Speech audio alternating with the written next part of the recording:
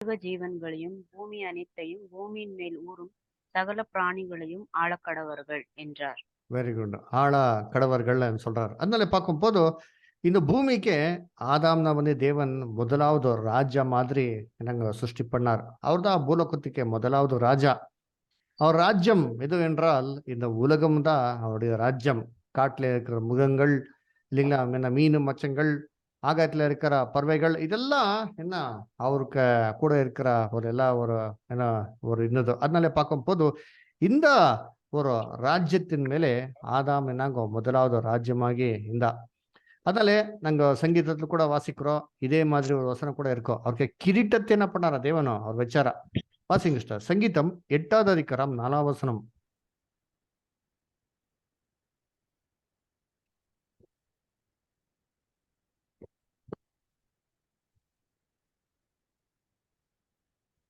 சங்கீதம் 8வது அதிகாரம் 4வது வசனம். மனுஷனை நீ நினைக்கிறதற்கும் மனுஷகுமாரனை நீர் விசுவாசிக்கிறதற்கும் அவன் எம்மாத்திரம் என்கிறேன்.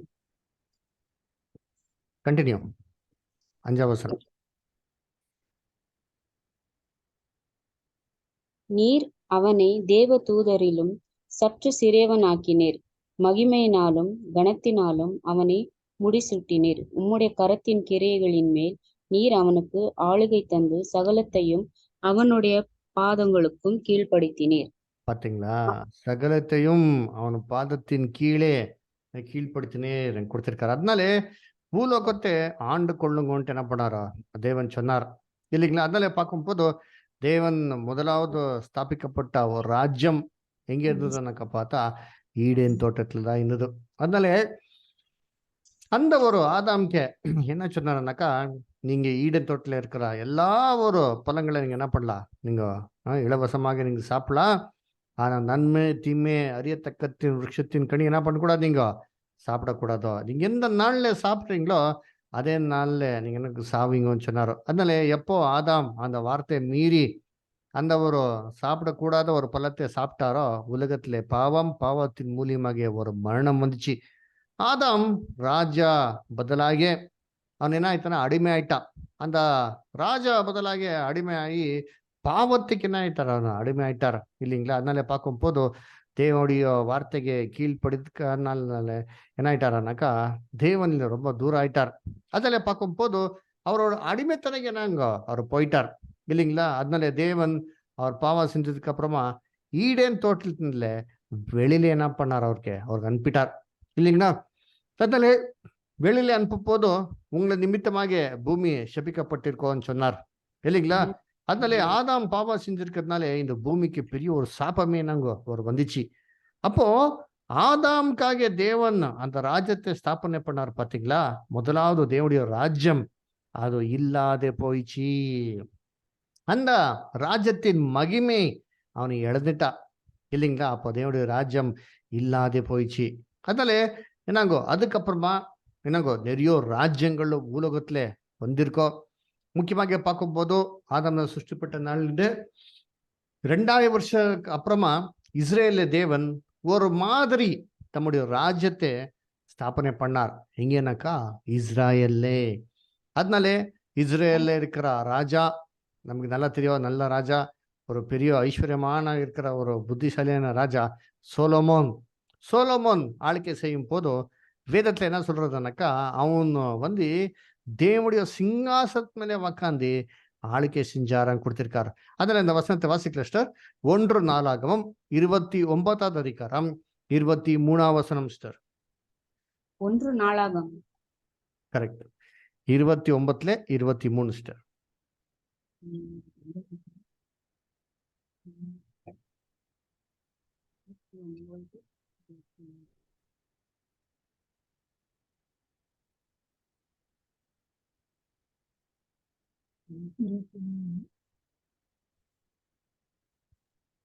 அப்படியே சாலோமோன் தன் தகப்பனாகிய தாவீதின் ஸ்தானத்திலே கர்த்தருடைய சிங்காசனத்தில் ராஜாவாய் வீற்றிருந்து பாக்கியசாலியாயிருந்தான். இஸ்ரவேலர் எல்லாரும் அவனுக்கு கீழ்ப்படிந்திருந்தார்கள். பாத்தீங்களா, கர்த்தருடைய சிங்காசனத்து மேலே. அப்படி என்றால் கர்த்தர் தம்முடைய ராஜ்யத்தை ஒரு மாதிரியாக எங்கதே ஸ்தாபனை பண்ணாருனாக்கா இஸ்ரேல் என்ன பண்ணாரோ அவர் ஸ்தாபனை செஞ்சார் அதனால இதுக்கப்புறமா என்னங்கோ இஸ்ரேல்ல பார்த்தா நிறைய ராஜாக்கள் இருந்தார். 21 ராஜாக்கள் என்னங்கோ இருந்தார். ஆனா அதுல இருக்கிற கடைசி ராஜா ஜிடிக்கியா மூலியமாக சொல்லும் போது கர்த்தர் தம்முடைய கோபத்தை வெளிப்படுத்தினார். அந்த ராஜ்யத்தை பிடுங்கிட்டார் இஸ்ரேலிருந்தே இல்லைங்களா. அப்போ சொல்லும் போது ஒரு தீர்க்கதரிசன வார்த்தை சொல்றாரு பாருங்க.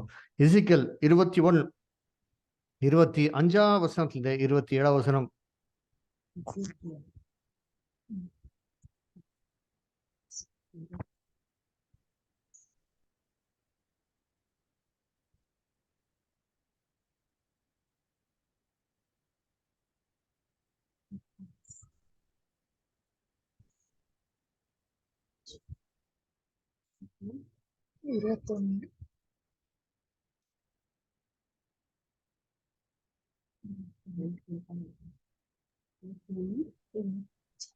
எசேக்கியேல் கிடைச்சிச்சுங்களா? தானியலுக்கு அப்புறம் வரப்போங்க. இஸ்ரவேலை ம் ஆளுகிற அவபக்தியுள்ள துன்மார்க்கரை அதிபதியே அக்கிரமத்துக்கு முடிவு ஒரு காலத்தில் உன்னால் வந்தது. ம் பாகையை கழற்றி கிரீடத்தை எடுத்து போடு. அது இனி பாத்தீங்களா? முன்பு என்ன பாகையே கழுத்து கிரீட்டத்தை என்ன பண்ணுங்க எடுத்து போடுங்க. அப்படி என்றால் கிரீட்டம் தேவனுடைய ராஜ்யம் ஒரு மாதிரியாக தேவன் அங்கேதான் என்ன பண்ணாரு ஸ்தாபனை பண்ண. கிரீடத்தை எடுத்து போடனாக்கா ராஜ்யத்தை உங்களிருந்து எடுத்து போடுங்க. அப்புறம் மாஸ்டர் அது இனி முன்பேல் இராது. ம் தாழ்ந்தவனை உயர்த்தி ம் உயர்ந்தவனை தாழ்த்துவேன். ம் அதை கவிழ்ப்பேன் கவிழ்ப்பேன் கவிழ்ப்பேன். ம் உரிமைக்காரனானவன் ம் வருமட்டும் அது இல்லாதிருக்கும். பாத்தீங்களா? அவருக்கு அவனுக்கே அதை கொடுப்பேன் என்று கர்த்தராகிய ஆண்டவர் சொல்லுகிறார். பாத்தீங்களா? உரிமைக்காரன் வர வரைக்கும் என்னங்கோ இல்லாது இருக்கும். வரும் போதும் அவருக்கு தான் கொடுப்பேன்னு சொல்லிட்டாரோ. இந்த உரிமைக்காரர் யாருன்னாக்கா நம்முடைய ராஜாதி ராஜா கர்த்தரா இருக்கிற இயேசு கிறிஸ்துக்கு தான் தேவன் என்ன பண்ண இந்த ராஜ்யத்தை கொடுக்க போகிறாரா. எப்போ? முதலாம் வரிகளே கிடையாதோ. ஏன்றால் முதலாம் வரிகளே கிறிஸ்துவுக்கு என்னங்கோ ராஜ்யத்தை தேவன் என்ன பண்ணல கொடுக்கல இல்லைங்களா. சிலுவையில என்ன பண்ணாரா தம்மோட உயிர் கொடுத்து போனாரோ. அப்போ எது பத்தி பேசுறாரோ? கிறிஸ்துவின் 2ஆம் வருகை. அப்போதான் இந்த ராஜ்யத்தை கிறிஸ்துவுக்கே கொடுக்க போகிறாரா. அதனால இந்த இஸ்ரேல் என்னங்கோ அவர் இந்த ராஜ்யத்தை எடுத்ததுக்கு அப்புறமா நிறைய ராஜாக்கள் என்னங்கோ பூலோகத்துல ஆண்டு கொண்டார் இல்லைங்களா. அசிரியா ராஜா, எகிப்து ராஜா, எல்லா ராஜாக்கள் என்னங்க ஆண்டு கொண்டார். ஆனா இந்த எல்லா ராஜ்யங்கள் இதெல்லாம் தேவனுடைய ராஜ்யங்கள் கிடையாது. இதெல்லாம் இந்த பிரபஞ்சத்தின் தேவன் இருக்கிற சாத்தானுடைய என்னங்கோ ராஜ்யமாக இருக்கோ இல்லைங்களா. அந்த சாத்தான் இந்த ராஜ்யத்தின் என்னங்கோ அடிப்படையில தான் இன்னைக்கு உலகமே இருக்கோ. அதனால இன்னைக்குடைய ஹெட்லைன்ஸ் என்னங்கோ நீங்க நியூஸ் பேப்பர்ல பார்த்தா இல்லை டிவியில பார்த்தா அதிகமாக எதை பத்தி தான் பேசுறாக்கா 3வது உலக போர். ரொம்ப சீக்கிரத்துல 3வது உலக போர் நடக்கும் எல்லாம் இல்லை நாங்க ரொம்ப தீவிரமாக சொல்றாரு. ஏன்னா அவ்வளோ யுத்தங்கள் நடந்து இருக்கோம். அல்லன்னு இன்னைக்கு இருக்கிற ஹெட்லைன்ஸ் தேவன் வேதத்துல என்னங்கோ 2000 வருஷத்துக்கு முன்னாடியே என்னங்கோ இயேசு கிறிஸ்து வருதுக்கு 2000 வருஷத்துக்கு முன்னாடியே இன்னைக்கு 4000 வருஷத்துக்கு முன்னாடியே தேவன் என்ன பண்றாரு சொல்லிட்டாரு. அது எங்கன்னா சொல்லியிருக்காருனாக்கா ஒரு ராஜா கண்ட கனவுல என்ன பண்ணிருக்காரு நமக்கு கொடுத்திருக்காரு. நேபுகத்நேசர் ராஜா இருந்தார். ஒரு நாள்ல அவர் தூங்கும் போது ஒரு கனவு கண்டாரா. அந்த கனவு என்னங்கோ ரொம்ப பார்த்து ரொம்ப டிஸ்டர்ப் ஆயிட்டாரு. இது எங்கதான் கொடுத்திருக்கானாக்கா தானியல் 2வது அதிகாரத்துல கொடுத்திருக்காரு. தயவு செஞ்சு உங்களோட பைபிள் ஸ்டர் தானியல் 2வது அதிகாரಕ್ಕೆ ஓபன் பண்ணுங்க. ஓகேங்களா? இப்ப நான் கதை சொல்றேன், நீங்க கேட்டுக்கோங்க. அதுல முக்கியமான வசனங்கள் மொத்தம் படிக்கலாம். ஓகேங்களா? நீங்க நோட்ஸ் வேணுமா கூட எழுதிக்கலாம். சரி, இப்போ ராஜா ஒரு நாள் தூங்கி இருக்கும் போது ஒரு கனவு கண்டார். கனவு பார்த்த உடனே ராஜாக்கு ரொம்ப டிஸ்டர்ப் ஆயிடுச்சு, ரொம்ப டென்ஷன் ஆயிட்டாரு. காலைல ஏஞ்ச உடனே என்னங்கோ இந்த கனவு என்னப்பா பார்த்தேன், ஏன்னா இது கனவு, இந்த கனவுக்கு என்ன பண்ணணும் அர்த்தத்தை பார்க்கணும். என்ன பண்ணாருனாக்கா அந்த ஊர்ல இருக்கிற எல்லா ஞானிகள், எல்லா பண்டிதர்கள் இல்லைங்களா, எல்லா ஜோதிஷர்கள் இல்லைங்களா, இவனெல்லாம் கூப்பிட்டு என்ன கேட்குறேன்னாக்கா பாருங்கப்பா, நான் நைட்ல தூங்கும் போதும் என்னங்க ஒரு கனவு கண்டேன். அதனால தயவுசெய்து நீங்க என்ன பண்ணுங்க அந்த கனவுடைய அர்த்தத்தை நீங்க சொல்லுங்கோ என்று என்ன பண்றோம் சொல்றாரு. அதுக்கே அந்த ஜனங்கள் மந்திரிகள் இல்லைங்களா, அந்த ஞானிகள், அந்த ஜோதிஷர் இல்லைங்களா? அவரெல்லாம் என்ன சொல்றாருனாக்கா, ராஜா அதுக்கே நீங்க டென்ஷன் எடுக்கிறீங்க. நீங்க கவலைப்படாமல் நீங்க என்ன ஒரு கனவு கண்டீங்கோ, தயவு செஞ்சு அந்த கனவு நமக்கு சொல்லுங்க. நாங்க என்ன பண்றோம்? அர்த்தத்தை சொல்றோம் சொல்றார். அப்ப ராஜா சொல்றாரோ, "என்னப்பா எனக்கு நான் கனவே வந்துச்சு. அதனாலே ஒருத்தர் சொல்லும் போது கனவு முதல் சொல்லணும். அதுக்கப்புறமா கனவுடைய அர்த்தத்தை என்ன பண்ணணும்? சொல்லணும். இது மூலியமாக நீங்க உண்மை பேசுறீங்களோ, இல்ல பொய் பேசுறீங்களோ எனக்கு தெரிய வரும்னு சொல்றாரு. இந்த வார்த்தை சொல்ல உடனே எல்லா ஜோதிஷர்கள் என்ன சொல்றாங்கனாக்கா, ராஜாக்கே, ராஜா உங்கள மாதிரி கேள்வி கேட்ட ஒரு ராஜா கூட கிடையாது. அதுக்கப்புறமா நீங்க கேட்ட கேள்விக்கே இந்த உலகத்திலே எந்த மனுஷன் மூலியமாகோ பதில கொடுக்கவே முடியாது என்று சொல்லிட்டார். சொல்லுடனே ராஜாக்கு ரொம்ப கோவம் வந்துச்சு. நானே என்னங்க உலகத்துக்கே ராஜா, பேரரசு, எனக்கு எப்படி சொல்றீங்களா? என்னட்டு என்ன பண்றா தெரியுங்களா? இம்மிடிக்கு ராஜா ஒரு கட்டளை கொடுப்பாரு. அந்த ராஜ்யத்துல இருக்கிற எல்லா ஜோதிஷர்கள், எல்லா பண்டிதர் இல்லைங்களா? எல்லா என்னங்க பெரிய பெரிய ஞானிகள் யார் இருக்காரோ அவர் எல்லாம் வெட்டி போடுங்கோ இல்லைங்களா? எல்லாரும் சாவடிங்கன்ட்டு ஒரு கட்டளை கொடுப்பார். இந்த கட்டளையை மேற்கொண்டு ஏரியாக் இல்லைங்களா? அந்த ராஜாவுடைய சேனாதிபதி ஏரியாக்கு என்ன பண்றானாக்கா, அந்த ராஜ்யத்துல இருக்கிற எல்லா ஒரு ஞானிகள் எல்லாம் கூப்பிட்டு வெட்டுறதுக்கே என்னங்க கூப்பிட்டு வருவார். அதே சமயத்துல என்ன பண்றானாக்கா, தானியல் இடத்துல கூட போவார். போயிட்டு என்னங்க தானியல் அவர் கூட இருக்கிற நபர்கள்லாம் ஏன்னா வெட்டுறதுக்கே கொண்டு வருவார் இல்லைங்களா? அப்போ தானியல் கேட்கிறாரு, என்ன ஆயிடுச்சு மேட்ரு, என்ன ஒரு டென்ஷன்ல ராஜா இந்த மாதிரி கொடுத்திருக்காரு கட்டளை, என்ன ஆயிடுச்சுன்னு சொல்லும் போதும் ஏரியாக்கு முழுசா என்ன நடந்தது எல்லாம் மேட்டர் சொல்லிட்டாரு தானியலுக்கு. அப்போ தானியல் என்ன கேட்கிறானாக்கா, சரி நமக்கு என்ன பண்ணுங்க, ஒரு நாள் டைம் வாங்கி கொடுங்க, நாங்க என்ன பண்றோம் ராஜா கண்ட கனவு என்ன பண்றோம் ரொம்ப தெளிவாக சொல்றோம்ட்டு என்ன பண்றாரு தெரியுங்களா? ஒரு நாள் பர்மிஷன் கேட்கிறார் இல்லைங்களா? அந்த நைட்ல இவரெல்லாம் ஒருங்க இருக்கும் போதோ ஜெபம் பண்ணும் போதோ தானியல் அன்னைக்கு தூங்கும் போதும் தானியலுக்கு ராஜா கண்ட கனவு அப்படி என்ன பண்ணாரோ டீட்டெயிலாக தேவன் காமிச்சிட்டார். அதனாலே காலைல ஏஞ்சி நான் ரொம்ப சந்தோஷமாக ராஜாவுடைய சன்னிதானத்துல வந்து சொல்றாரு, ராஜா நீ ராஜாதி ராஜா, நீனு தூங்கி நிற்கும் போதோ தேவன் இந்த கனவு மூலியமாக உங்களுக்கு அப்புறமா என்னென்ன ராஜ்யம் வரும் என்னட்டு என்ன பண்ணிருக்க ரொம்ப தெளிவாக உங்களுக்கு காமிச்சிருக்காரு. அதனாலே நீங்க தூங்கி இருக்கும் போதோ என்னங்கோ ஒரு ஒரு என்னங்கோ ஒரு பள்ளத்தாக்குல நீங்க ஒரு பயங்கரமான ஒரு என்னங்கோ ஒரு சிலை கண்டீங்கோ பார்த்தீங்கோ. அந்த ஒரு சிலை பார்க்கும் போது ரொம்ப அருமையாக இருந்ததோ. அந்த ஒரு சிலையுடைய ஸ்பெஷாலிட்டி என்னவென்றால் அதோடைய தலை வந்துட்டு பொன்னாகின்றதோ, it was made of gold சொல்றாரு. அதோடைய தோள்கள் பார்க்கும் போது வெள்ளினாலே என்னங்க செஞ்ச ஒரு தோளாகின்றதோ. அவருடைய வயிறு அப்புறமா அந்த தொடைகள் பார்த்தா என்னங்க ஒரு வெங்கலத்தினாலே செஞ்சிருந்ததோ. அப்புறமா அவருடைய கால் பார்த்தா இரும்புனாலே என்னங்க உருவாக்குனதோ. அதை நீங்க பார்க்கும் போது அவருடைய பாதங்கள் வந்து இரும்பு கூட களிமண் மிக்ஸ் ஆன மாதிரி இருந்ததோ.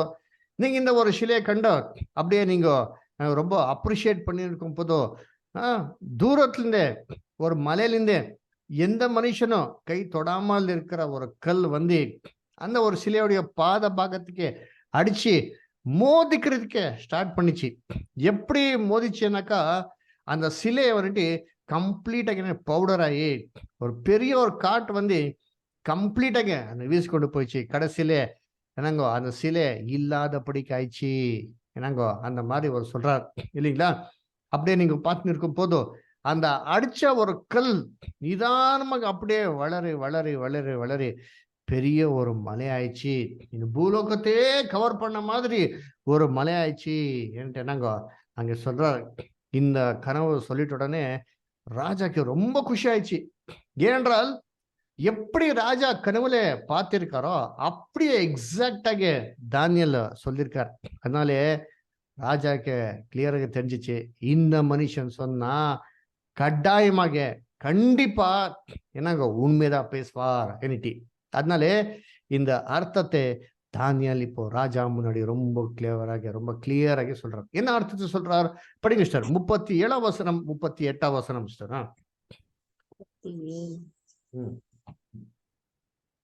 ராஜாவே, நீ ராஜாதி ராஜாவாய் இருக்கிறீர். பரலோகத்தின் தேவன் உமக்கு ராஜ கிரீடத்தை பாராக்கிரமத்தையும் வல்லமையையும் மகிமையும் அருளினார். சகல இடங்களிலும் உள்ள மனுபுத்திரரையும் வெளியின் மிருகங்களையும் ஆகாயத்து பறவைகளையும் அவர் உமது கையின் ஒப்பு கொடுத்து உம்மை அவைகளையெல்லாம் ஆளும்படி செய்தார். பொன்னான அந்த தலை நீரே. பாத்தீங்களா? பொன்னானா அந்த தலை நீரே. என்ன பண்ணிருக்காரு? ராஜாதி ராஜா நீ என்ன பண்ணிருக்க? தேவன் எல்லா ஒரு மிருகங்களை மேலே ஆண்டு கொள்றதுக்கு ராஜ்யத்தை உனக்கு கொடுத்திருக்கான்னு சொல்றாரு.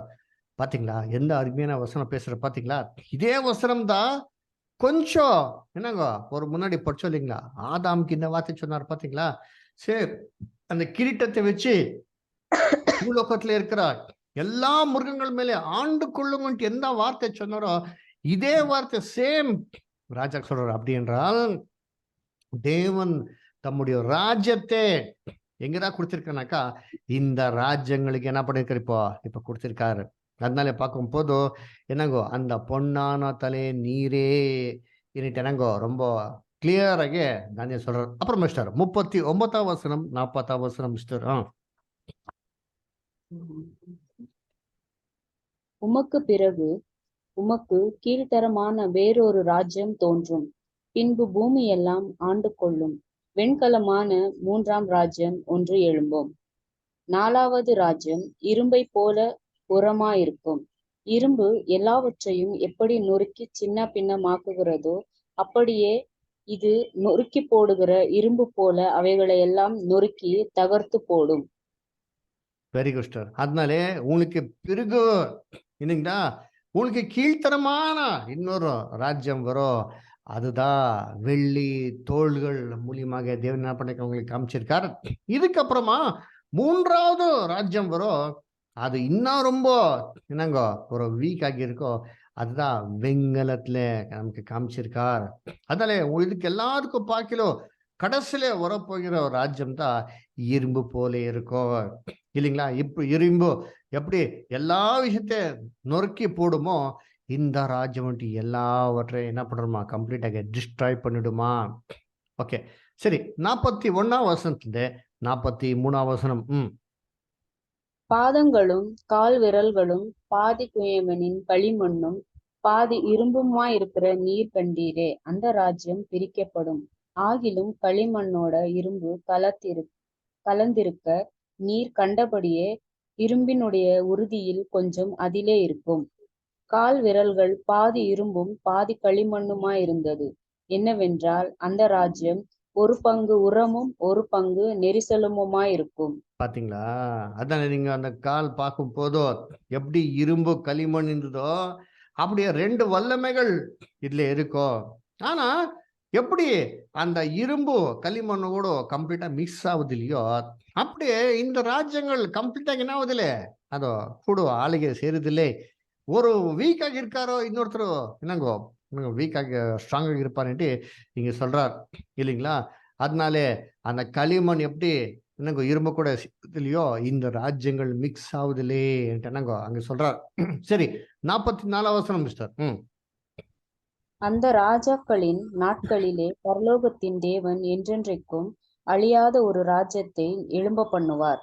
அந்த ராஜ்யம் வேற ஜனத்துக்கு விடப்படுவதில்லை. ஒரு கல்லையாகில் பெயர்க்கப்படாமல் மலையிலிருந்து பெயர்ந்து உருண்டு வந்து இரும்பையும் வெண்கலத்தையும் களிமண்ணையும் வெள்ளியையும் பொன்னையும் நொறுக்கினதை நீர் கண்டீரே.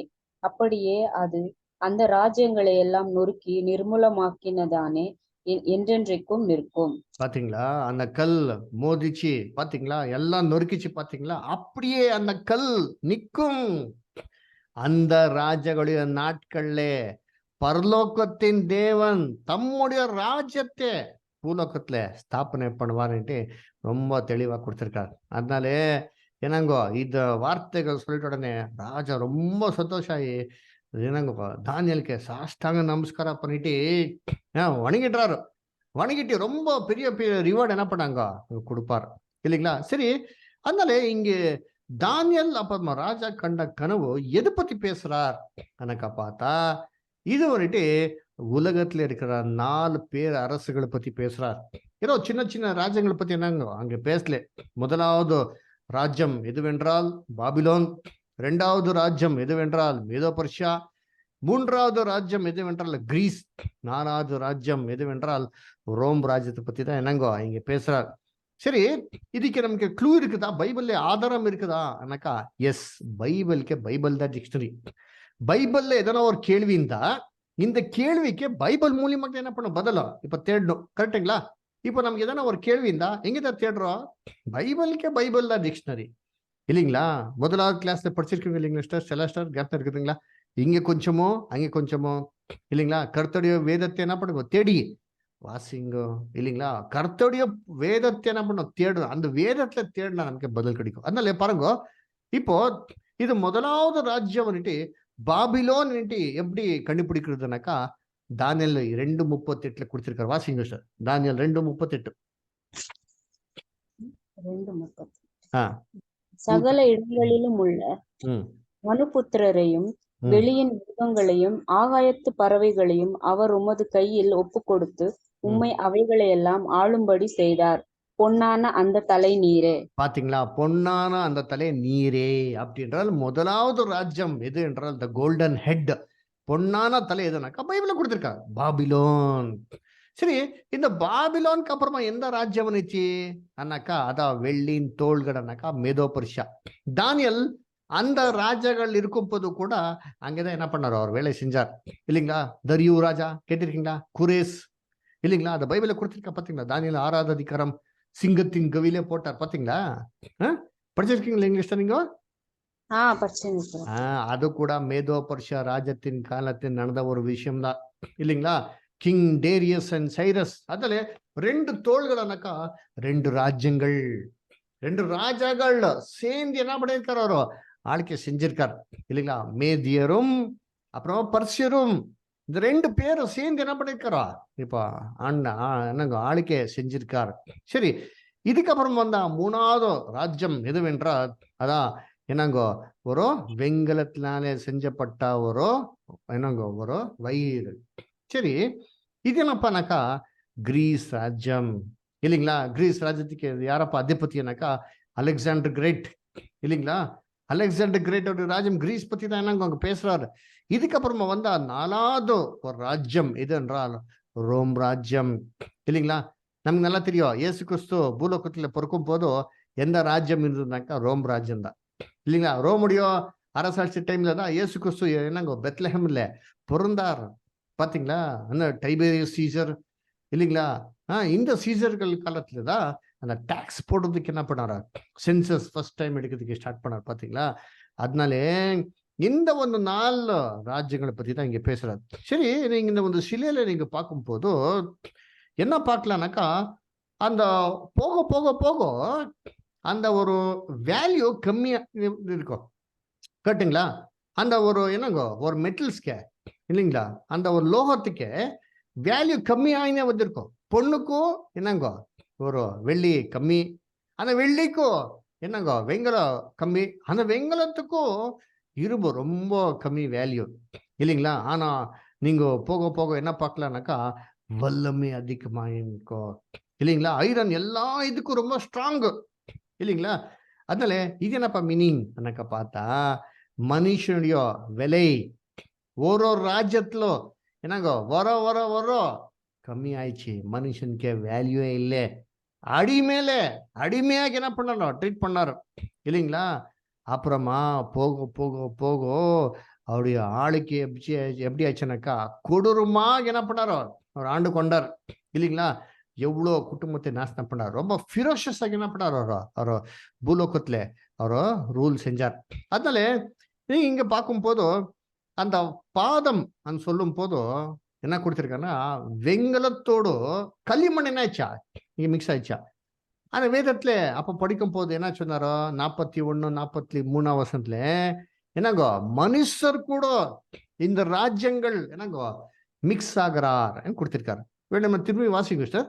41 43 டேனியல் 2nd chapter 41 to 43 திரும்பி வாசிங்க சார். பாதங்களும் கால் விரல்களும் பாதி குயவனின் களிமண்ணும் பாதி இரும்புமா இருக்க நீர் கண்டீரே. அந்த ராஜ்யம் பிரிக்கப்படும். ஆகிலும் களிமண்ணோட இரும்பு கலந்திருக்க நீர் கண்டபடியே இரும்பினுடைய உறுதியில் கொஞ்சம் அதிலே இருக்கும். கால் விரல்கள் பாதி இரும்பும் பாதி களிமண்ணுமாயிருந்து என்னவென்றால் அந்த ராஜ்யம் ஒரு பங்கு உரமும் ஒரு பங்கு நெரிசலுமாயிருக்கும். நீர் இரும்பை களிமண்ணோட கலந்தாக கண்டீரே. அவர்கள் மற்ற மனுஷரோட சம்பந்தங்கள் பார்ப்பார்கள். பாத்தீங்களா என்னங்கோ, மற்ற மனுஷர்கள் கூட சம்பந்தம் பார்ப்பார்கள். யாரோ அந்த இரும்பு போல இருக்கிற ராஜாக்கள் மற்ற மனுஷர் கூட சம்பந்தம் என்னங்கோ பாப்பார். அது ரெண்டு பேரும் கூட இருக்க முடியுமா? கண்டிப்பா இல்லைங்களா? அதனால இது என்னப்பா அண்ணாக்கா நீங்க பார்க்கும் போது என்ன இதோ களிமண் அண்ணாக்கா பாருங்க, இதான் போட்டோ. களிமண் எப்படி இருக்க பாத்தீங்களா? கல் மாதிரியே இருக்கும். ஆனாங்க அது கல் கிடையாது, களிமண் தான். இல்லைங்களா? பாக்குறதுக்கே கல் போலவே இருக்கும், ஆனா கல் கிடையாது. என்ன சொல்லனாக்கா டூப்ளிகேட் கல்லுன்னு சொல்ல. இல்லைங்களா? சரி, வேதத்துல கல்லுனாக்கா என்ன மீனிங்கோ? திரும்பி சொல்றேன், வேதத்துக்கு வேதத்தான் டிக்ஷனரி. கரெக்டுங்களா? சரி, வேதத்தின் அடிப்படையில கல்லுனாக்கா மீனிங் என்ன?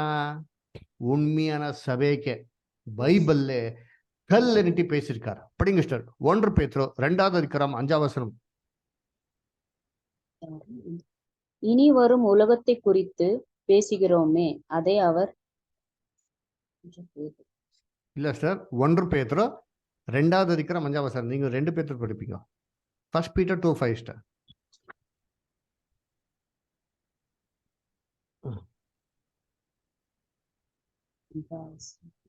ஜீவனுள்ள கற்களை போல ஆவிக்கேற்ற மாளிகையாகவும் இயேசு கிறிஸ்து மூலமாய் தேவனுக்கு பிரியமான ஆவிக்கேற்ற பலிகளை செலுத்தும்படிக்கு பரிசுத்த ஆசாரிய கூட்டமாகவும் கட்டப்பட்டு வருகிறீர்கள். இல்லைங்களா? பரிசுத்தமான ஆலயம் இல்லைங்களா? ஜீவக்கல்கள். பாத்தீங்களா? அப்ப யாரு? சபேதான் ஜீவ உள்ள கற்கள்கள். இந்த கல்கள் மூலியமாக தான் தேவன் தம்முடைய ஆலயத்தை கட்டியிருக்கார். கரெக்டுங்களா? சரி, அப்படி என்றால் இந்த களிமண்ணனுக்கு என்ன? இது டூப்ளிகேட் கல் போலவே இருக்கும், ஆனா கல் கிடையாது. அப்படின்னு என்ன தெரியுங்களா? ஏன்னாங்கோ போலி சபை இல்லைங்களா? பொய்யான சபை இல்லைங்களா? என்ன பத்தார் பொய்யான சபை இருக்குமா ஆனா கேட்டா, உலகத்துல இருக்கிற எல்லா கிறிஸ்தவர்கள் உண்மையான கிறிஸ்தவர் சிஸ்டர் சொல்லுங்க. உலகத்துல இருக்கிற எல்லா கிறிஸ்தவர்கள் உண்மையான கிறிஸ்தவர்களா?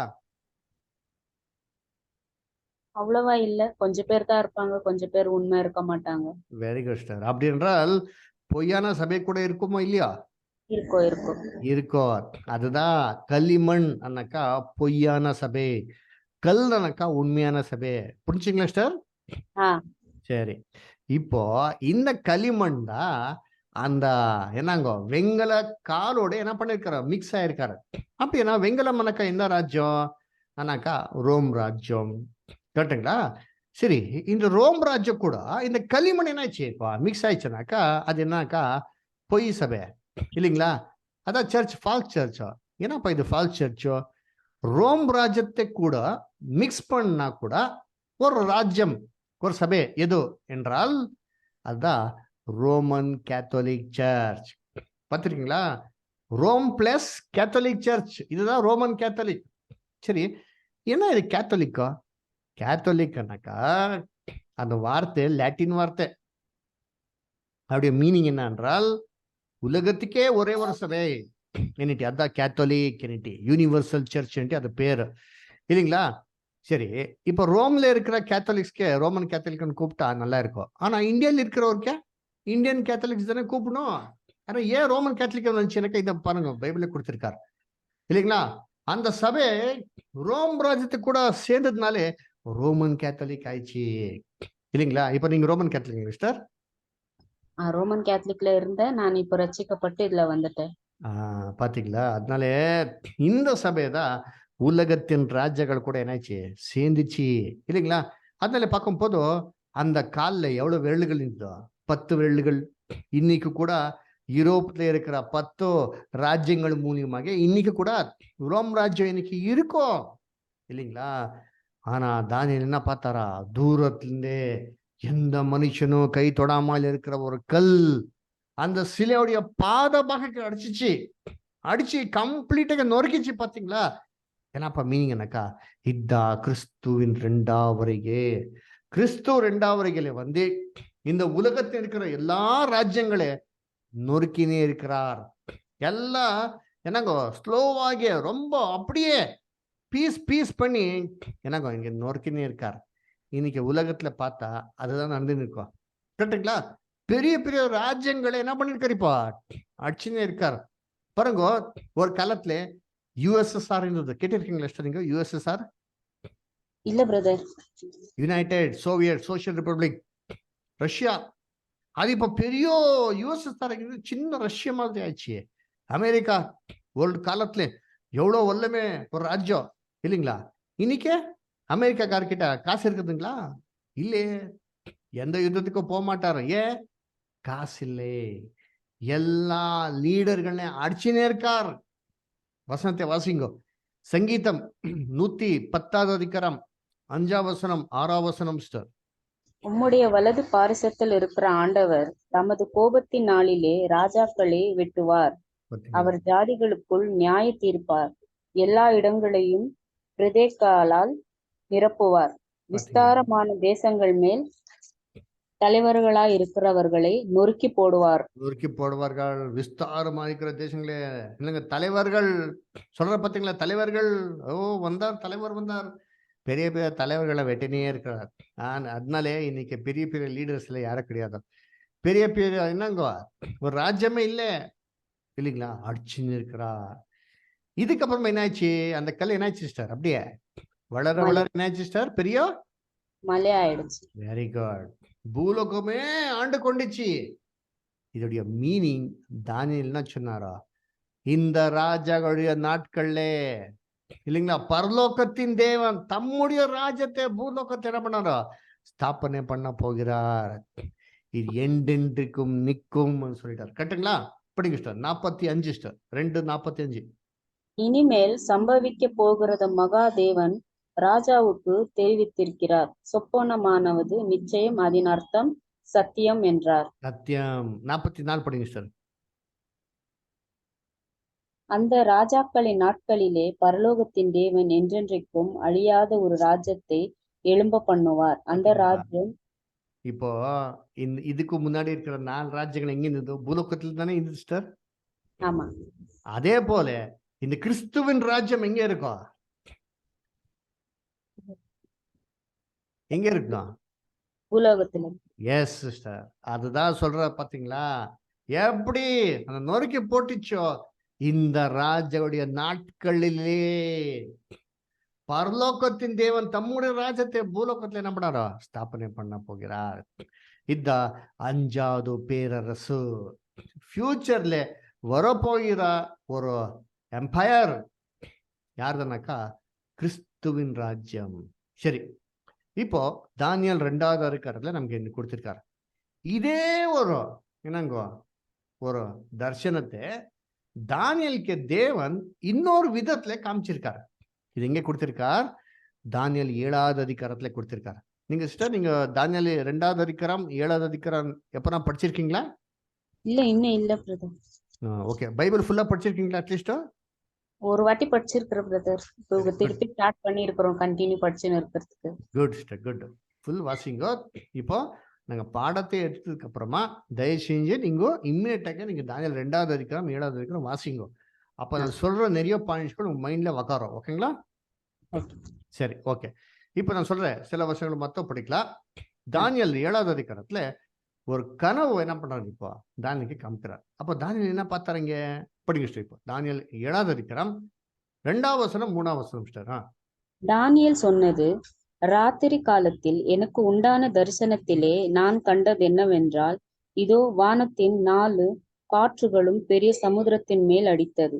அப்பொழுது வெவ்வேறு ரூபமுள்ள 4 பெரிய மிருகங்கள் சமுத்திரத்திலிருந்து எழும்பின. பாத்தீங்களா? என்னங்கோ 4 திசையில இருக்க காற்றுகள் சமுத்திரத்துல என்னாச்சு வீசிச்சா. அதனால 4 டிஃப்ரெண்ட் அனிமல்ஸ் சமுத்திரத்துல வந்துச்சா. என்னப்பா இது 4 டிஃப்ரெண்ட் அனிமல் சமுத்திரத்துல வந்துச்சா? எப்படி இதோ அப்படிங்கோ. முதலாவது மிருகம் எப்படி இருந்தது? 4வது வசனம். முந்தினது சிங்கத்தை போல இருந்தது. அதற்கு கழுகின் செட்டைகள் உண்டாயிருந்தது. ம். நான் பார்த்து கொண்டிருக்கையில் அதன் இறகுகள் பிடிக்கப்பட்டது. அது தரையில் இருந்து எடுக்கப்பட்டு மனுஷனைப் போல 2 காலின் மேல் நிமிர்ந்து நிற்கும்படி செய்யப்பட்டது. ம், ம். மனுஷன் இருதயம் அதற்கு கொடுக்கப்பட்டது. Very good. பாத்தீங்களா, முதலாவது முகம் எப்படி இருக்கு sister? பார்க்கறதுக்கு சிங்கத்தை போல் இருக்குமா, அதுக்கே செட்டைகள் இருக்குமா? பாத்தீங்களா, இதான் முதலாவது மிருகம். சரி, ரெண்டாவது மிருகம் 5ஆம் வசனம் வாசிங்க sister. பின்பு கரடிக்கு ஒப்பாகிய வேறு 2ஆம் மிருகத்தைக் கண்டேன். அது ஒரு பக்கமாய் சாய்ந்து நின்று தன் வாயின் பற்களுக்குள்ளே 3 விலா எலும்புகளைக் கவ்விக்கொண்டிருந்தது. எழும்பி வெகு மாம்சத்தினென்று அதற்கு சொல்லப்பட்டது. பாத்தீங்களா, ரெண்டாவது மிருகம் கரடி போல இருந்ததா? ஒரு பக்கத்துல சாஞ்சு கொண்டிருந்தனாக்கா ஒரு தோல் மேலே இருக்கோ, இன்னொரு தோல் என்னங்க கீழே இருக்கோ. என்ன இது? எல்லா பைபிள்ல மீனிங் இருக்கோ. அப்ப மூணாவது மிருகம் எப்படி இருந்ததோ வாசிங்கோ, 6ஆம் வசனம். பின்பு சிவிங்கியைப் போலிருக்கிற வேறொரு மிருகத்தைக் கண்டேன். அதன் முதுகின் மேல் பட்சியின் செட்டைகள் 4 இருந்தது. அந்த மிருகத்துக்கு 4 தலைகளும் உண்டாயிருந்தது. அதற்கு ஆளுகை அளிக்கப்பட்டது. பாத்தீங்களா, மூணாவது மிருகம் சிறுத்தை போல இருந்ததா? 4 தலை இருக்குதா? பட்சிகள் இருக்கிற 4 செட்டைகள் இருக்குதா? இல்லைங்களா? இது என்னப்பா? எல்லாம் பார்க்கலாம். 4வது மிருகம் எப்படி இருந்ததோ வாசிங்க sister. 7ஆம் வசனம் 8ஆம் வசனம். அதற்கு பின்பு தரிசனங்களில் 4ஆம் மிருகத்தைக் கண்டேன். அது கெடியும் பயங்கரமும் மகா பலத்துமுமாயிருந்தது. அதற்கு பெரிய இரும்புப் பற்கள் இருந்தது. அது நொறுக்கி பட்சித்து மீதியானதை தன் கால்களால் மிதித்துப் போட்டது. அது பாத்தீங்களா? தனக்கு முன்னிருந்த ஆ, எல்லா மிருகங்களைப் பார்க்கிலும் வெவ்வேறுமாயிருந்தது. அதற்கு இருங்க இருங்க இருங்க, நிதானமா இருந்தது. பார்க்க போலாம், நிதானமா பார்க்க போலாம். அதனால 4வது மிருகத்துக்கு பேர் கொடுத்திருக்கானாக்கா இல்ல. முதலாவதுக்கு சிங்கம், 2வதுக்கு கரடி, 3வதுக்கு எனக்கு சிறுத்தைன்னு சொன்னார். அந்த 4வது மிருகத்துக்கு பேரே கொடுக்க முடியல. ஏனென்றால் அவ்வளோ பயங்கரமாக இருந்ததா, இல்லைங்களா? இது எல்லா மிருகத்துக்கு பார்க்கலோ டிஃப்ரெண்ட் ஆகி இருக்குதா? என்னப்பா டிஃபரன்ஸோ படிங்க சார். இப்போ கண்டினியூ பண்ணுங்க இப்போ. அந்தக் கொம்புகளை நான் கவனித்திருக்கையில், இதோ அவைகளுக்கு இடையிலே வேறொரு சின்ன கொம்பு எழும்பிற்று. அதற்கு பாத்தீங்களா? முந்தின கொம்புகளில் 3 பிடுங்கப்பட்டது. பாத்தீங்களா, இதுக்கு வேற மிருகத்துக்கு பார்க்க இந்த மிருகம் டிஃப்ரெண்டா இருக்குதா?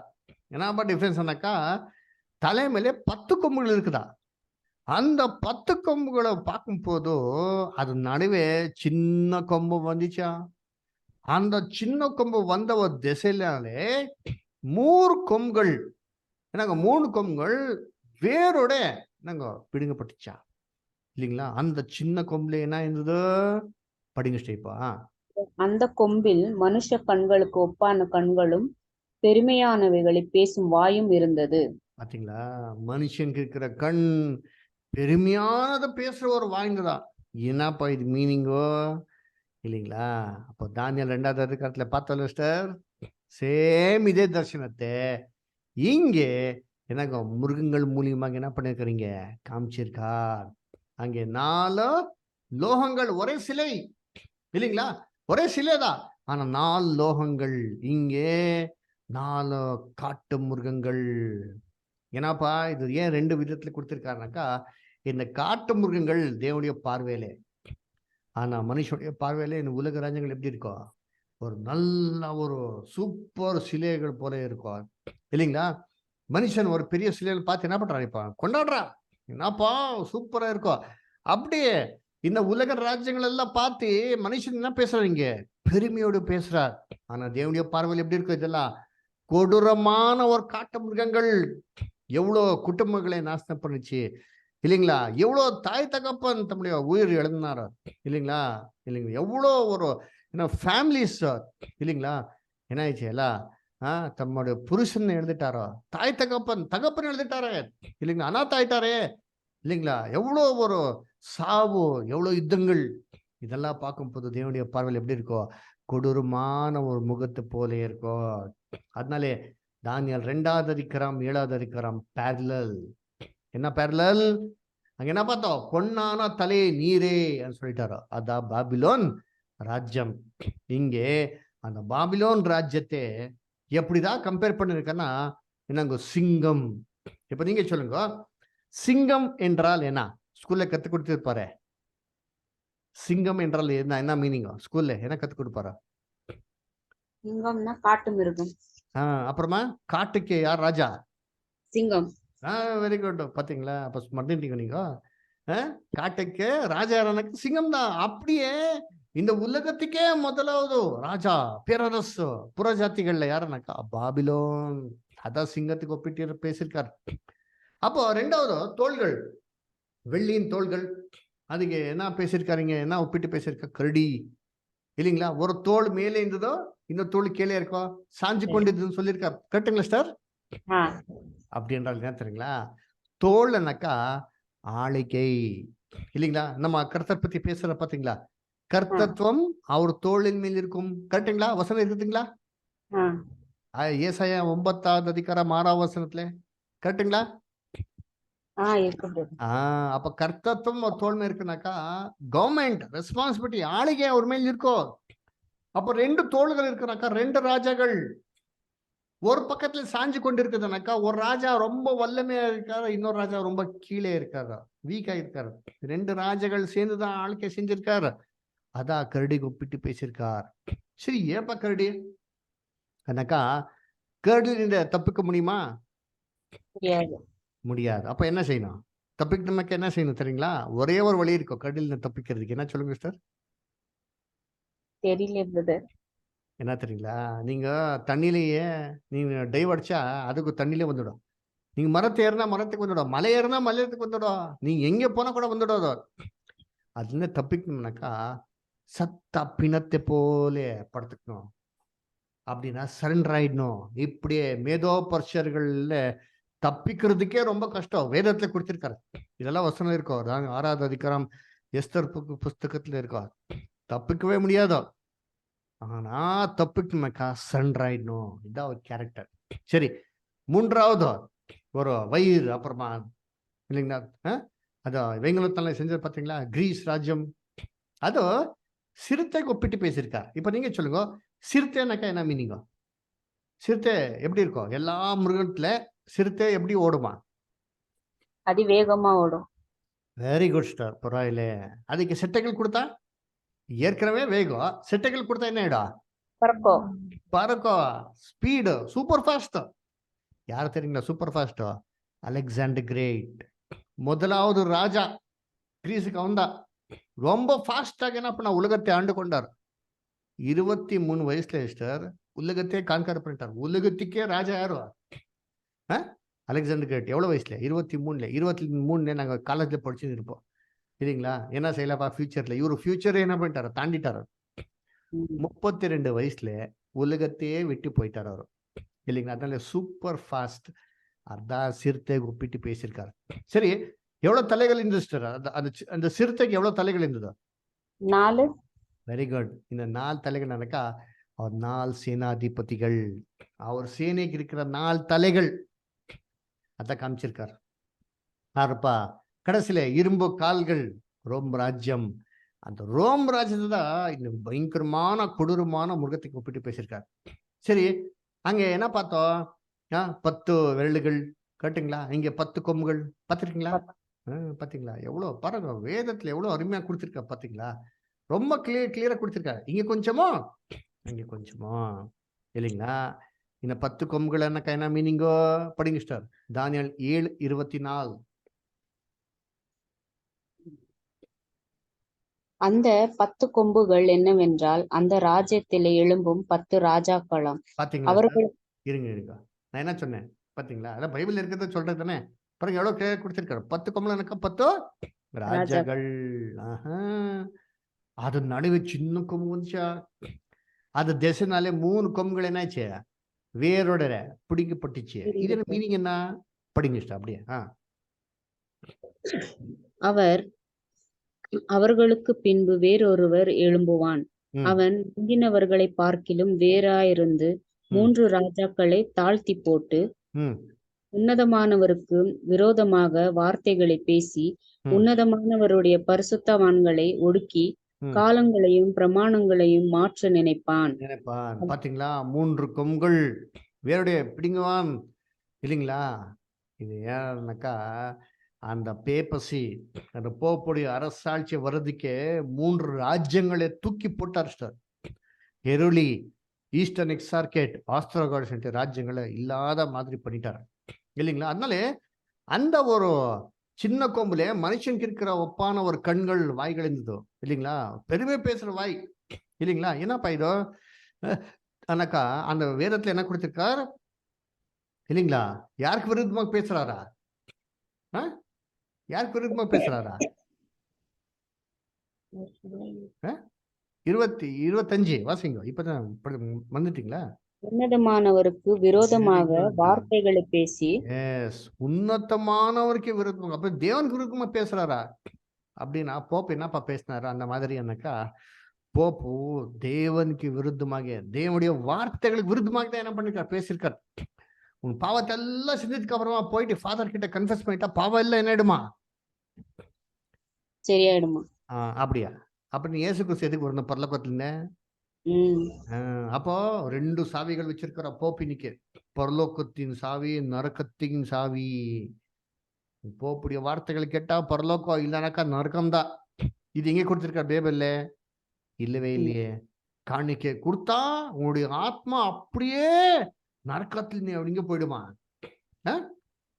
பரலோகத்துக்கு போயிடுமா இல்லைங்களா. அப்புறமா என்னங்க அந்த என்ன சொல்றது, கரெக்டுங்களா? ஜெபமாலை கரெக்டா? ஜெபமாலை எடுத்துட்டீங்கன்னா சொல்லி இருக்கணும் இல்லைங்களா. நோவினா படிச்சுன்னே இருக்கணும் இல்லைங்களா. பைபிளை கொடுத்திருக்காரு நோவினா படிங்கன்ட்டு, பாத்தீங்களா. அப்புறமா இன்னும் நிறைய விஷயங்கள் இருக்கும். என்ன பண்ணா தெரியுங்களா, இதுக்கெல்லாம் ரிவோல்ட் பண்ண நபர்கள்னா கொண்டு போய் ஒரு கம்பத்துக்கு கட்டி என்ன பண்ணிருக்காரா, ஊரிட இருக்கும் போது 10 வச்சிருக்காரு. இதெல்லாம் யார் செஞ்சிருக்காரு? இங்க வேதத்துல கொடுத்துருக்கு பாத்தீங்களா. என்னங்கோ, உன்னதமானவருக்கு விருத்தமாக பேசி ஏன்னா தம்முடைய உன்னதமானவருடைய மக்கள்கள் என்ன பண்றாரு இப்போ? என்ன பண்றாரு? 25 வாசிங்க இப்போ. உன்னதமானவருக்கு விரோதமாக வார்த்தைகளை பேசி உன்னதமானவருடைய பரிசுத்தவான்களை ஒடுக்கி பாத்தீங்கன்னா ஒடிச்சாரோ. ரொம்ப பயங்கரமான கொடூரமான ஒரு இம்சை என்ன பண்ணிருக்காரு அவருக்கு கொடுத்திருக்காரு இல்லைங்களா. இதெல்லாம் எண்ட் ஆயிடுச்சு எப்போனாக்கா நெப்போலியன் போனாபார்ட், போப் பயா 6 அவரே 1799 அரெஸ்ட் பண்ணி என்ன பண்ணாரா, ஜெயிலுக்கு கூப்பிட்டு போனார் பாத்தீங்களா. அப்போ போப்புக்கு வல்லமை இல்லை ஏன்னுட்டு ஜனங்களுக்கு தெரிஞ்சிச்சு. அன்னைக்கு வரைக்கும் போப் என்ன சொன்னா தெரியுங்களா, என்னோட கையிலே சாபம் இருக்கோ, இப்படி சொன்னா நீங்க எல்லாம் நாசம் ஆயிடுறீங்கோ, இப்படி சொன்னா நீங்க எல்லாம் ஆசிர்வாதம் வந்துட்டு என்னை தொட்டா அவ்வளவுதான் இப்படி எல்லாம் பயப்படுத்திருந்தாரா.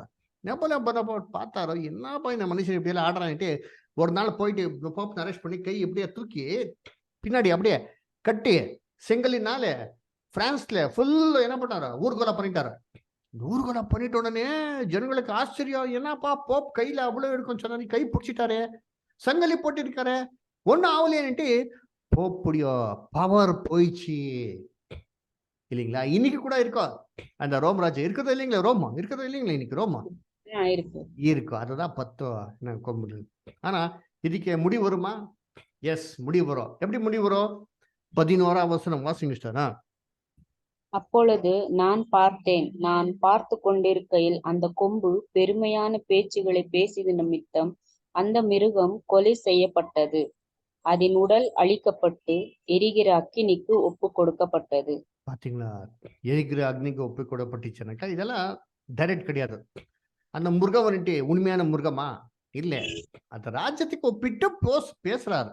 அப்படியே இந்த நெருப்பன்னு சொல்லும் போதும் நெருப்பனாக்கா நாசனம், அந்த நாசனத்துக்கு நெருப்புக்கு ஒப்பிட்டு பேசுறா தவிர நாசனம் உண்மை கிடையாது. அப்படின்னா நெருப்பு உண்மை கிடையாது. கேட்டுங்களா வேணும்னா 26ஆம் வசனம் வாசிங்க. ஆனாலும் நியாய சங்கம் உட்காரும் அப்பொழுது முடிவு பரியந்தம் அவனை சங்கரிக்கும்படியாகவும் அழிக்கும்படியாகவும் அவனுடைய ஆளுகையை நீக்கி போடுவார்கள். பாத்தீங்களா எவ்வளவு கிளியரா கொடுத்திருக்க பிரச்சனை, அவர் ஆளுக்கையை நீக்கி போடுவார் அப்படின்னு. அதுதான் நெருப்புல போடுறானாக்கா என்ன உண்மையான ஒரு அக்னி நரக்கத்துக்கு போடுறான்ட்டு இல்ல, நெருப்பனாக்கா டிஸ்ட்ரக்ஷன், அழைக்கி போடுறார் அவ்வளவுதான் இல்லைங்களா. அதுதான் சரி. இப்போ தானியல் 2வது அதிகாரத்துல என்ன பார்த்தோம்? கல் வந்து அடிச்சு பெரிய மலை ஆயிடுச்சு. கரெக்டுங்களா சார்? ஆ, அது யாருடைய ராஜ்யம்? அந்த மலை யாருடைய ராஜ்யம்? பூலோகத்திலே ஸ்தாபனை பண்ணிக்க போகிற எத்தனாவது பேரரசு? 4 பேரு. 4 பேருக்கு அப்புறமா அஞ்சாவது தானே வருதா? ஆ, கேட்டுங்களா? இப்ப 4 போயிடுச்சு. கேட்டுங்களா? அடுத்தது வரப்போகிறது 5வது. கேட்டுங்களா சார்? ஆ. இது யாருடைய ராஜ்யம்? தானியல் 2:44 என்ன படிச்சோம்? பரலோகத்தின் தேவன் என்றென்றைக்கும் அழியாத ஒரு ராஜ்யத்தை எழும்ப பண்ணுவார். அப்படின்னா அது யாருடைய ராஜ்யமா இருக்கும்? தேவனுடைய ராஜ்யம். Very good sister. அப்படின்னா பூலோகத்துல ஸ்தாபிக்க பண்ண போகிற 5வது ராஜ்யம் யார்தாக இருக்கும்? அது தேவனுடைய ராஜ்யம் தான். அதுதான் தேவனுடைய ராஜ்யம். அது கூட இல்ல, இதுக்கு முன்னாடி எந்த ராஜ்யம் தேவனுடைய ராஜ்யம் வரல, இஸ்ரேல்ல தவறு. ஓகேங்களா? அத எசிக்கல் என்ன படிச்சது சிஸ்டர்? உரிமைக்காரன் வர வரைக்கும் இல்லாத இருக்கும். மறந்துட்டீங்களா? எசிக்கல படிச்சது சிஸ்டர் முதல் 21ல. ஞாபகம் இருக்குதுங்களா? நோட்ஸ் எழுதிருக்கீங்களா? எழுதி இருக்கிற பிரதர். கொஞ்சம் நீங்க கவனித்து கேளுங்க, சும்மா கேர்லெஸ்ஸா கேட்காதீங்க. இது ஸ்டடி, ஓகேங்களா? சபையில உட்கார மாதிரி கிடையாதா? ஓகேங்களா? Okay brother. சரி, ஓகேங்களா? அதனால உரிமைக்காரர் அவர் தான் வந்து நம்முடைய ராஜ்யத்தை பூலோகத்தை ஸ்தாபனை பண்ண போகிறார். சரி, இது தானியல் 7வது அதிகாரத்துல ரொம்ப தெளிவா கொடுத்துருக்க சார். இது உங்க மண்டையில ஏறுது சார். ஓகேங்களா? படிங்க. தானியல் 7வது அதிகாரம் 13, 14 கவனித்து தயவு செஞ்சு வாசிங்க. ரா தரிசனங்களிலே நான் பார்த்து கொண்டிருக்கையில், இதோ மனுஷகுமாரனுடைய சாயலான ஒருவர் வானத்து மேகங்களுடனே வந்தார். அவர் நீண்ட ஆயுசுள்ளவர். இடம் மட்டும் இந்த மனுஷகுமாரனுக்கு ஒப்பாக ஒரு மனுஷன் யார்? இதா மனுஷகுமாரனுக்கு ஒப்பாக இருக்கிற யார்? அத தேவகுமாரன். யார் அவரு? கரெக்டா? யாரு? ஐயோ, அது தைரியமா சொல்லுங்க. ஏன் இவ்வளவு பயப்படுறீங்க? கரெக்ட் தானே? இயேசு கிறிஸ்து தானே? அது தைரியமா சொல்லுங்க. ஏன் இவ்வளவு கவலைப்படுறீங்க? டென்ஷன் ஆயிடுறீங்களா? தைரியமா சொல்லுங்க. கரெக்ட், நீங்க சொல்றது கரெக்ட் தான். யாரதோ?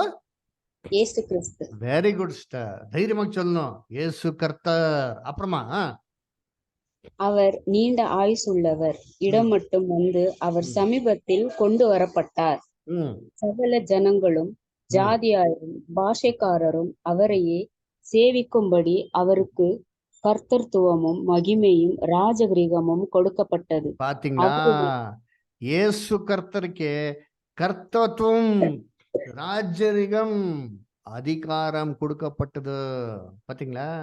அப்புறமா அவருடைய கர்த்தத்துவம் நீங்காத நித்திய கர்த்தத்துவமும் அவருடைய ராஜ்யம் அழியாததுமாயிருக்கும். பாத்தீங்களா? அவருடைய ராஜ்யம் எப்படி இருக்கும் மாஸ்டர்? அழிதாதும் இருக்கும். பாத்தீங்களா? அப்போ யாருடைய ராஜ்யம்? கிறிஸ்துவின் ராஜ்யம். பூலோகத்துல வரப்போகிறது யாருடைய ராஜ்யம்? கிறிஸ்துவின் ராஜ்யம். புரிஞ்சுங்களா சார்? சரி, இப்போ இயேசு கிறிஸ்து ஒருத்தர் தானா? 27ஆம் வசனம் வாசிங்க. இப்போ வானத்தின் கீழெங்கும் உள்ள ராஜ்யங்களின் ராஜகிரீகமும் ஆளுகையும் மகத்துவம் உன்னதமானவருடைய பரிசுத்தவான்களாகிய ஜனங்களுக்கு கொடுக்கப்படும். இப்போ கிறிஸ்து ஒருத்தருக்கே மட்டும் கிடையாதோ, யார் கொடுப்பாரா? தேவ ஜனங்களுக்கு கொடுக்க போகிறாரா? கரெக்டுங்களா? யார் இந்த தேவ ஜனங்கள்? பரிசுத்தவான்கள், சபை. கிறிஸ்து மற்றும் சபைக்கு இந்த உலகத்தின் ராஜ்யமே கொடுக்க போகிறதா? அப்போ வரப்போகிற ராஜ்யத்துல, கிறிஸ்துவின் ராஜ்யத்துல யார் அவர் கூட ஆழ்க்கை செய்கிறார்? சபை. அவருடைய கரெக்டா? அவருடைய ராஜ்யம் நித்திய ராஜ்யம், சகல கர்த்தத்துவங்களுக்கும் அவரை சேவித்து அவருக்கு கீழ்பட்டிருக்கும் என்றார். பாத்தீங்களா? எல்லா ராஜ்யங்கள் கிறிஸ்துவுக்கே வரப்போகிற என்னங்க வரப்போகிற நாட்கள்ல சரண்டர் ஆகும். கரெக்டுங்களா சிஸ்டர்?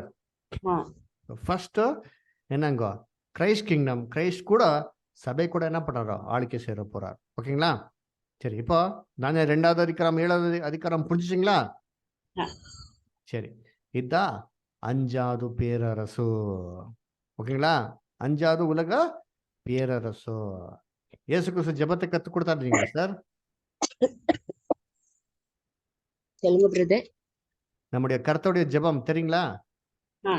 இல்ல கொஞ்சம் சொல்லுங்க பார்க்கலாம். பரலோகத்தில் இருக்கிற எங்கள் பிதாவே, உம்முடைய நாமம் அர்ச்சிக்கப்படுவதாக, உம்முடைய ராஜ்யம் வருக, உம்முடைய சித்தம் பரலோகத்தில் செய்யப்படுவது போல பூலோகத்திலும் செய்யப்படுவதாக. எங்கள் இருங்க. என்ன சொன்னீங்க சார்? உங்களுடைய ராஜ்யம் பரலோகத்தில் செய்யப்படுவது போல பூலோகத்திலும் உங்களுடைய ராஜ்யம் பரலோகத்தில் செய்யப்படுவது நீங்க கரெக்டாக நீங்க சொல்ல மிஸ் பண்ணிட்டீங்க ஒரு பாயிண்ட். உங்களுடைய ராஜ்யம் வருக. பைபிள் எடுத்து வாசிங்க. தான் மத்தேயு 6வது அதிகாரம் 9வது வசனம் 10வது வசனம். பைபிள் எடுத்து வாசிங்க. நீங்கள் ஜெபம் பண்ண வேண்டிய விதமாவது, பரமண்டலங்கள் இருக்கிற எங்கள் பிதாவே, உம்முடைய நாமம் பரிசுத்தப்படுவதாக, உம்முடைய ராஜ்யம் வருவதாக. என்ன சார்? உம்முடைய ராஜ்யம் வருவதாக. அதுதான் அந்த மோதிக்கிற கல் வருவதாகும். பாத்தீங்களா? உம்முடைய ராஜ்யம் வருவதாக. அப்ப வரப்போகிற நாட்கள்ல யாருடைய ராஜ்யம் தான் வருதும்? பூலோகத்துல கிறிஸ்துவோட ராஜ்யம். எஸ் சிஸ்டர், புரிஞ்சுங்களா? இப்போ இயேசு கிறிஸ்து எதுக்கு ஜெபத்தை கத்து கொடுத்தானேன்ட்டு. அப்புறமா நெக்ஸ்ட் சிஸ்டர், உம்முடைய ராஜ்யம் வருவதாகும், உம்முடைய சித்தம் பரமண்டலத்திலே செய்யப்படுகிறது போல பூமியிலேயும் செய்யப்படுவதாக. உம்முடைய சித்தம் எப்படி செஞ்சிருக்குமோ, எப்படி நடந்திருக்குமோ பரலோகத்துல எப்படி இருக்குமோ அதே போல பூலோகத்துல இருக்கும். எஸ், இப்ப பரலோகத்துல தேவனுக்கு ஆப்போசிட்டா இருக்கிறாரா? இல்ல, எல்லாருக்கும் கீழ்ப்படுதலா இருக்கிறார். இதே போல பூலோகத்துல நிறைவேறணும்னு சொல்லிட்டாரு. அப்ப எப்போ வராதா? கிறிஸ்துவின் ராஜ்யத்துலதான் வரப்போகுது. ஓகேங்களா? சரி, லூக் 4வது அதிகாரம் 43வது வசனம். லூக்கா 4வது அதிகாரம் 43வது வசனம்.